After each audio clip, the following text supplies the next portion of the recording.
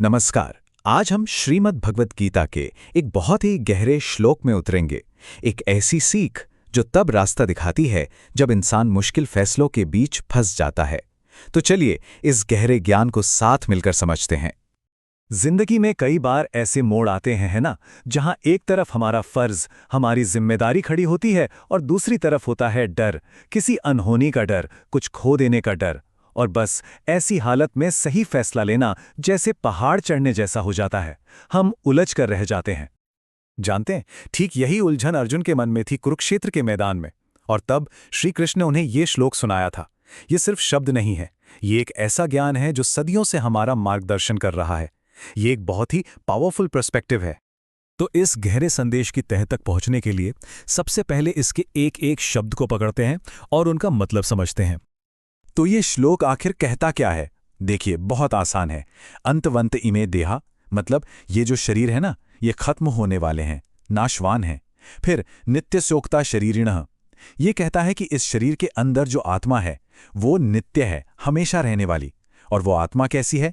अनाशिनो प्रमेस्य, मतलब उसे ना तो कोई नष्ट कर सकता है और ना ही किसी पैमाने से माप सकता है। और इन सब बातों का निचोड़ क्या है? तस्माद् युद्ध स्वभारत, यानी इसीलिए अपने कर्तव्य का पालन करो, युद्ध करो। तो अब जब शब्दों का मतलब साफ हो गया है, तो चलिए देखते हैं कि ये शब्द मिलकर कितना गहरा दार्शनिक सच हमारे सामने रखते हैं। इस श्लोक का दिल, इसका कोर आइडिया, शरीर और आत्मा के बीच का यही फर्क है। श्री कृष्ण एक बुनियादी लाइन खींचते हैं। वो कहते हैं, शरीर यानी देह, ये टेम्पररी है, इसका अंत तय है।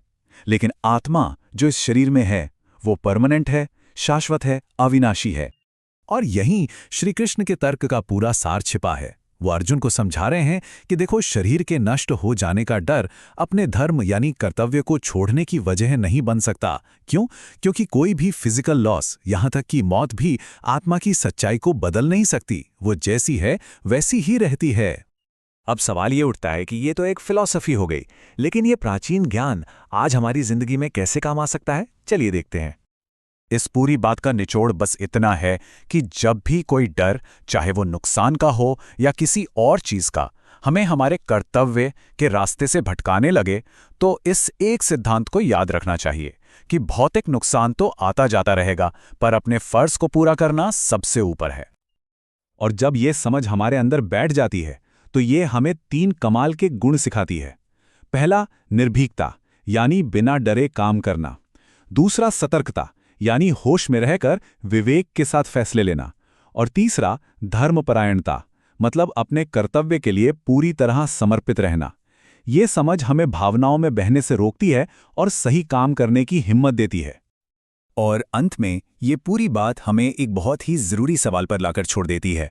सोचने वाली बात है कि आज के दौर में हम सबके लिए हमारा अपना धर्म युद्ध क्या है? वो कौन सी सबसे बड़ी जिम्मेदारी है जिसे हमें निभाना है? और वो कौन से डर हैं जो हमें उस रास्ते पर आगे बढ़ने से रोक रहे हैं? ये एक ऐसा सवाल है जिस पर हम सबको सोचना चाहिए।